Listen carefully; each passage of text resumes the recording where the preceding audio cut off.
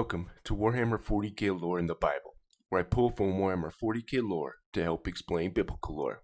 And today we're going to be going over Demetrian Titus from the Space Marine game series, also of the Ultramarines. Before we get into the video, I do regular biblical videos on Mondays. Also, take the wikis with a grain of salt, and I'm not a lore expert. And then every Thursday will be this series. And if I've earned a like and subscription, please consider doing so, as that helps push the video out there. But anyways, so Demetrian Titus is a former firstborn captain and commander of the Ultramarines 2nd Company, and later a Primaris Marine lieutenant of the same company, who has fought for the Imperium of Man for more than 200 years, or Terran years.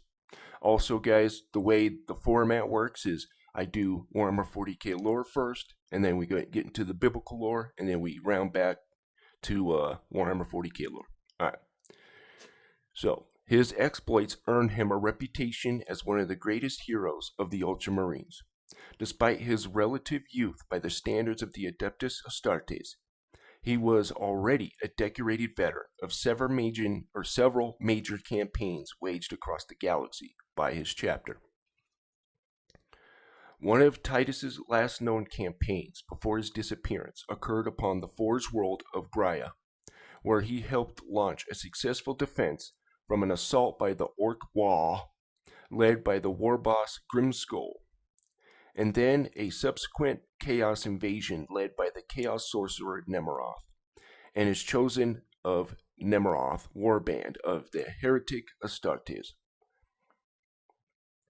showing an unnatural affinity to shrug off attacks made using the powers of the warp by the forces of chaos during the defense of Graia. Titus was taken into custody on suspicion of heresy by the Inquisition after the end of that campaign. Subsequently, he vanished from all official imperial records for almost a standard century. By the Emperor's will, the wayward Titus was miraculously returned to the Ultramarines in the Era Indomitus and cleared of all charges. He proceeded to cross the Rubicon Primaris and was transformed into Primaris Space Marine. Reassigned to the 2nd Company, he was unfortunately reduced to the rank of lieutenant, so as not to bring discord to the Ultramarines' existing hierarchy. Titus cared not for the reduction in status. He was grateful just to be deemed worthy to serve the chapter once more, and to serve the Emperor. Demetrian Titus is the primary protagonist of Warhammer 40,000 Space Marine and Warhammer 40,000 Space Marine 2 third-person action video games. Space Marine 2, great game, by the way. And hopefully the message stays out of it, but anyways. Origins. The saga of Demetrian Titus begins when he was born approximately 175 standard years before the end of the 41st millennium. According to the old imperial calendar, in the realm of Ultramar, home of the Ultramarines chapter, who are hailed by the wider Imperium as one of the greatest chapters of the Adeptus Astartes, and the poster boys, and the staunchest defenders of the Imperium. Titus was recruited in his youth and excelled as a recruit, although at times he had trouble reining in his temper. Regardless, he overcame many opponents and suffered many wounds, both physical and psychological, and rose through the ranks of the Ultramarines while serving in the 2nd Company. While he followed the rules and guidance of the Codex Astartes, the Ultramarines' most sacred tome of strategy, organization, and morale behavior, penned by his chapter's Primarch Roboot Guilliman, Titus believed that the most important part of the Codex was its spirit, not its letter, and how one chose to uphold its values. Early in his career, Titus befriended fellow Ultramarine and veteran Sergeant Sidonus. At some point in Titus' service, he was part of an Ultramarine squad who engaged a Chaos sorcerer, a corrupted psyker, corrupted by the ruinous powers. Titus' whole squad was killed by the sorcerer's warp-infused attacks, but Titus somehow survived direct blasts of warp energy, despite suffering grievous wounds during the course of the battle, and single-handedly killed the sorcerer. Much to the surprise of the chapter's apothecaries, Titus survived his injuries and made a full recovery. Many within the chapter questioned how he survived. Leandros. Anyways, Titus himself had no explanation for his seeming invincibility to direct touch of the warp. Beta Octurus. Sometime later, the Ultramarine Second Company deployed to the world of Beta Octurus to defend the planet against an invading force of a craft-world Eldari aspect warriors from Baal Tan, where the company's captain, Trajan, slew the Eldari's autarch. Titus led Trajan's command squad against the elite aspect warrior bodyguard of the Xenos general, and accounted for the deaths of 3 of the lethal sword fighters, brutally carving through their wraithbone armor with his chainsword. The aliens were defeated, but in their spite they captured one of Titus's battle brothers as they withdrew, a young warrior named Leandros. They should have just kept him. Anyways, this prompted Trajan to lead a combat squad to recover Leandros, ordering Titus to secure the battlefield and to await his return. The deceptive Eldari, however, had lured Trajan into the ambush, revealing hidden forces not yet committed to the battle, and the vengeful Baal Tan surrounded Trajan and cruelly cut him down. Titus led the counterattack that recovered Trajan's body and assumed command of the strike force, and went on to drive alien aggressors from Beta Octurus for good. Titus' brevet captaincy over the Second Company was a state of affairs that the chapter master's Marnius Calgar was to make permanent, granting Titus command of the company after they bore Trajan's body back to Macragge, to be interred with a grand sepulchre within the fortress of Hera. Titus went on to lead the Second Company to victory. After victory against the mutant, the alien, and the heretic. Many senior Ultramarines, such as First Captain Severus Ageman, I think that's how you say that. Sorry if I'm getting that wrong. And the chapter master himself regarded Titus as a model of humanity expected of their chapter, or humility expected of their chapter, while also being an exemplary warrior and strategist. One of these days I'll learn how to read. Anyways. However, despite his meteoric rise and accolades from his chapter's high command, doubt still lingered within Titus, as he still felt the weight of taking over the mantle of command from his fallen mentor. By late in the 41st millennium, Titus had served over 150 standard years, with Leandros and Sidonus at his side in every battle, leading the Ultramarine Second Company to victory after victory against all manners of horrific threats. Liberation of Graia. 10 standard years after taking command of the Second Company, Captain Titus led an Ultramarine strike force to relieve the Forge World of Graia, which had been invaded by a 1 million strong force of orcs of Grimskull. War boss Grimskull was intent on stealing advanced Imperial weapons, including a Warlord-class battle titan. The assault was part of an intricate plan unleashed by the Chaos Sorcerer Nemeroth, the Chaos Lord of a warband of Chaos Space Marines known as the Chosen of Nemeroth, to get his hands on the experimental power source on the world that would allow him to ascend to become a demon prince.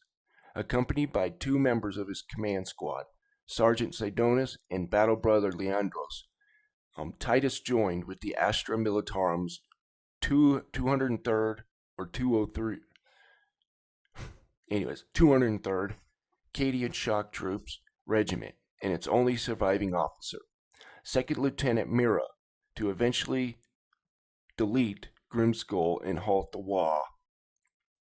Unfortunately, the Ordo Xenos Inquisitor Drogon, whom Titus and his Astartes relied upon for assistance in retaking the world, was actually an undead pawn of Nimrod, who used specially designed weapon powered by the experimental power source Nimrod wanted to open a portal into the warp. This allowed the Chaos Sorcerer, a horde of Chaos Demons, and the Chaos Space Marines to come to Graia. Curiously, however, Titus once more displayed an unknown immunity to the sorcerer's psychic powers, which immediately raised the suspicions of the highly orthodox and Puritan Leandros to his commander's possible corruption.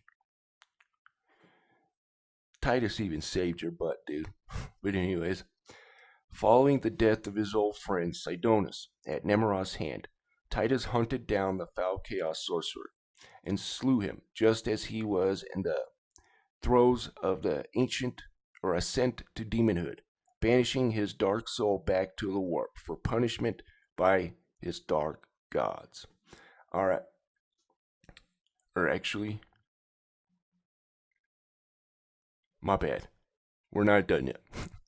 So, despite his valiant efforts to liberate Graia, Captain Titus was sequestered by Inquisitor Thrax and his retinue of Black Templar Space Marines on suspicion of heresy. After Leandros reported his captain's display of uncommon resistance to corruptive warp power unleashed by the Chaos Sorcerer Nimrod, as well as Titus' multiple deviations from the Codex Astartes, held sacrosanct by the Ultramarines. Captain Titus was taken away for interrogation by the Inquisitor Thrax, whereupon he disappeared from the chapter annals for a time. Cato Sakaris, who had felt that he had been overlooked for command following the First Tyrannic War, replaced Titus as the captain of the Second Company. As it turns out, the Inquisitor Thrax held an extreme grudge against the Astartes, seeing them as a liability to the Imperium and never quite trusting them, especially after the events of Badab War, an uprising instigated by the renegade Astral Claws chapter, early in the 10th century of the 41st millennium. Titus was imprisoned by the Inquisition for over a standard century, continuously tortured and psychically interrogated by Thrax in an attempt to find the truth of Titus's supernatural resilience to the warp energies. Keeping Titus in stasis between the interrogations, the Space Marine captain was psychically scourged and subjected to brutal mind trawls, and even though no sign of chaos corruption was ever discerned, the Inquisitor refused to relinquish his captive. During his time, Ultramarines chapter master Manius Calgar made numerous petitions to representatives of the Holy Ordos of the Emperor's Inquisition, demanding that his captain be returned to the Brotherhood of the Ultramarines. Whether these requests fell on deaf ears or were lost in the labyrinthine levels of secrecy and self-proclaimed hierarchy that exists within the Inquisition, Calgar never learned. No word reached him of either Inquisitor Thrax or his captive, Demetrian Titus, for many Terran years. Alright, now we're going to move to the biblical side of things here. And we're going to talk about Joshua today. So we see here, Numbers chapter 13. These are, the 12 spies that would go into the land of Israel, seek it out, see what's going on there, right? Now, what's very interesting about Joshua, here in verse 16, he's the only one that gets renamed. It's almost like he saw something in Joshua. But so you have all these guys, picking who these 12 spies would be. Shaphat, the son of Hori, and then Caleb, he's another. So there were only two who gave a good report, let's just say. But right here, so verse 16, These are the names of the men which Moses sent to spy out to the land. And Moses called Oshea, the son of Nun, Jehoshua. Very interesting, because he's the only one that he renames. And he's like one of the only ones in Caleb who can go into the promised land after the 40 years. All right. Now, why? I always thought, why in the heck did Israel get so scared of a land of milk and honey, of green grass and water, and they just go the other way? Huh? Well, this is why. Okay. And they told him and said, we came into a land whither thou sentest us. Surely it floweth with milk and honey, and this is the fruit of it. Nevertheless, the people be strong that dwell in the land, and the cities are walled and very great. And moreover, we saw the children of Anak there. These are the Anakim, right? You hear the Anunnaki all the time, right? Well, there you go. The Amalekites dwell in the land of the south, and the Hittites, and the Jebusites, and the Amorites. These are all Nephilim tribes. And before we go further, we're going to get into Genesis 6. This is what is going on here. So, and it came to pass when men began to multiply in the face of the earth, and daughters were born unto them, that the sons of God, these are what you would call the watchers, or basically angels, okay? A certain class of angels. The sons of God saw the daughters of men that they were fair, and they took them wives of all which they chose. Okay, we'll go here. Ready? Verse 4. There were giants in the earth in those days, and also after that, when the sons of God came into the daughters of men, and they bare children to them. And the same became mighty men, which were of old, men of renown. These would be your superheroes, per se, right? Your demigods and all that stuff. Okay. Where did I leave off? So, yeah, and the Amalekites dwell in the land and dwell in the mountains, and the Canaanites dwell by the sea and by the coast of Jordan. And Caleb stilled the people before Moses and said, let us go up at once and possess it, for we are well able to overcome it. So out of these 12 spies, only 2 were wanting to go in and get it. And the reason why these people didn't want to go is because they're going up against 13, 15, 20 foot tall giants. Here, yeah. And by the way, this stuff is talked about all over the world, okay? In a lot of very different cultures around the world. I mean, you got fee, fi, fo, fum, right? Stuff like that. But anyways. Okay, people, Moses said, but the men that went up with him and said, we are not able to go up against the people, for they are stronger than we. And they brought up an evil report of the land which they had searched unto the children of Israel, saying, the land through which we have gone to search it, it is a land that eateth up the inhabitants thereof. And the people that we saw there were men of great stature. Ready? And there we saw the giants, the sons of Anak, which come of the giants. So these are not giant people. These are literal giants. And we were in our sight as grasshoppers. Think about that, like a little grasshopper. Go up to a grasshopper and look how tall that was. Compared, or how tall you are compared to that grasshopper. And so we were in their sight. Okay. So there are these giants, and only Joshua and Caleb are the only ones saying, hey, we're able to go do this. We got God on our side, right? Now, I want you to pay attention to this part here. Why these entities are so bad, right? Okay, where is it? Right, is a land that eateth up the inhabitants thereof. So they're eating people. Yeah. But not only that, we're going to go a little bit further here. So of course, this is the same story. First Enoch chapter 7. Say they became pregnant and bare great giants whose height was 3,000 ells. That's very tall, by the way. Who consumed the acquisitions of men, and when men could no longer sustain them, the giants turned against them and nom-nommed. Okay? And then they began to sin against the birds and the beasts, reptiles, fish, and to devour, this stuff. The epidermis, we'll just say, right? And to drink red Kool-Aid. So yeah, I want you have to get these people out because they're enslaving mankind. Okay, they're eating people, right? That's why you have fee, fi, fo, fum. I smell the, of an Englishman. Okay, we're getting into Joshua 6 now, and we're going to see that God talks to this Joshua like he's the commander, right? Or the supreme commander, I guess you could say. So, and the Lord said unto Joshua, see, I have given into thine hand Jericho, and the king thereof, and the mighty men of valor.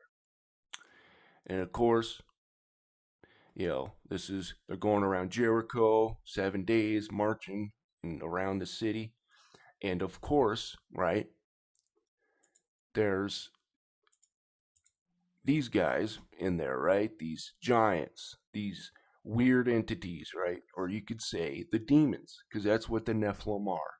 At least in the book of Enoch says that the Nephilim were the demons, this angel-human hybrid, right? Or angel or human-animal hybrid, because they weren't created from the Lord. These guys, right? They began to sin against the birds, the beasts, and reptiles. So I do got to say this, that the Nephilim, it isn't just giants, okay? It's these weird myriad of, you could say, mythological creatures, right? To do this stuff, right? To nom nom and to chug chug, we'll just say. But there's more to it than that. But anyways, let me find. Right, okay. And you'll see right here, and Joshua had commanded the people, saying, ye shall not shout. So he's commanding there, right? And let me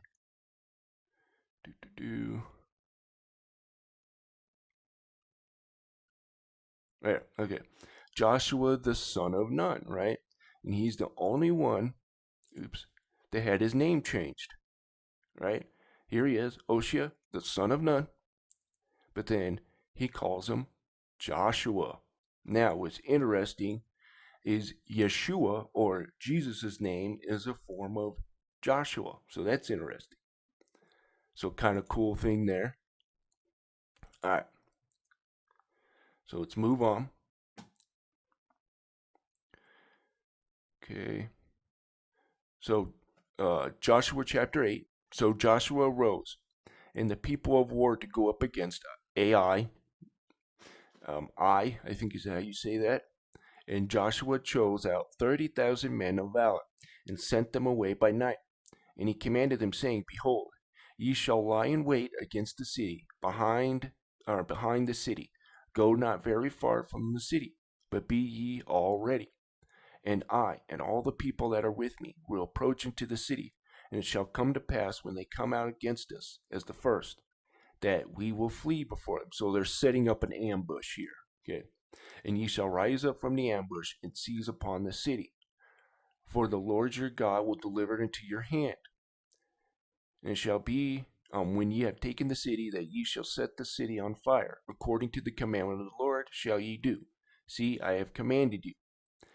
Now, one thing you'll see when it comes to these Nephilim cities and Jericho and all that, it's to be totally annihilated, right? Nothing left standing. But some other places, you can leave people behind. You can take the food and stuff like that. But in a lot of these Nephilim towns and stuff, he says, get rid of it all, right? Don't even take the food, because the food's not even food, right? They're hybrids, right? And different, GMOs, genetically modified plants and stuff like that, right? Gotta say, get rid of it all. All right, so I ranted on a little bit too much there. But anyways, we're gonna get into Joshua 10 and or 10, 8 through 11, and just like Titus is battling the Xenos here, in Space Marine 2, the Tyranids, and then orcs, in Space Marine 1. Well, Joshua's battling the same type of things almost, right? You'll see here, I brought it up before.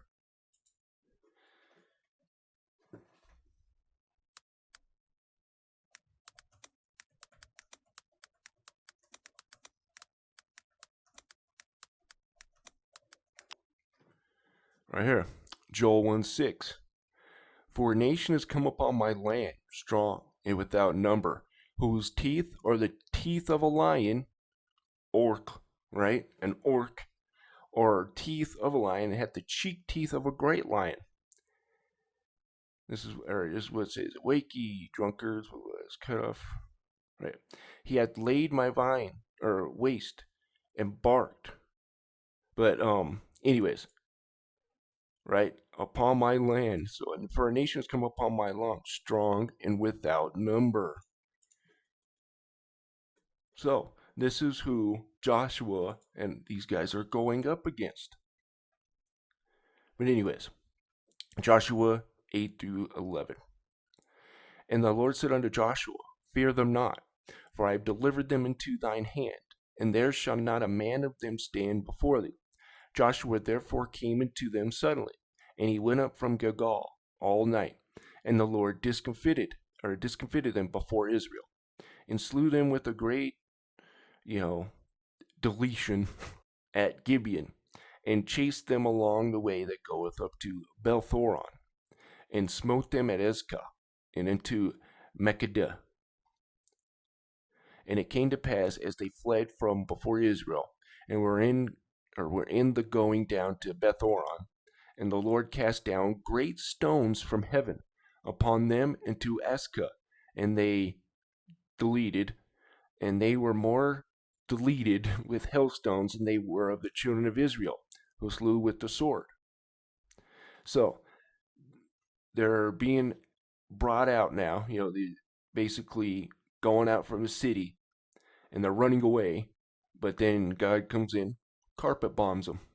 All right, to kind of show you what this hailstone and stuff is, it is pretty much kind of like an orbital barrage, kind of. So you'll see here, this is Gog and Magog, right? You heard a lot about that, right? So let's go here. Ezekiel 38:22. And I will plead against them with pestilence and with red Kool-Aid, and I will rain upon him, and upon his bands, and upon many people that are with him, an overflowing rain, and great hailstones, fire, and brimstone. So there you go. What happened, in Joshua 10 is this, I guess you could say, orbital barrage. So now we're getting into the personality of Demetrian Titus. So, Demetrian Titus was an unusual ultramarine who believed that the Codex Astartes offered an excellent series of guidelines for what is meant to be an Astartes, but that it was not sacred right to be followed soullessly and automatically. He believed that the spirit of the Codex was more important than its letter, and that how one chose to live out the directives contained within it truly determined if one was an Astartes or not. So, psychic resistance. Titus has displayed a potent resistance to psychic powers unleashed by the servants of chaos on multiple occasions, the origin of which is unknown, but which has laid suspicion upon him of somehow having been corrupted by ruinous powers. There is no sign of such chaos taint, nor has Titus been deemed to be a psyker. So the nature and scope of this resistance remains unknown at the present time, though this ability led to Titus' arrest after the campaign on Graia by the Inquisition. Alright, guys, I'm going to end it there. I want to thank you guys for watching, and you guys have a wonderful day.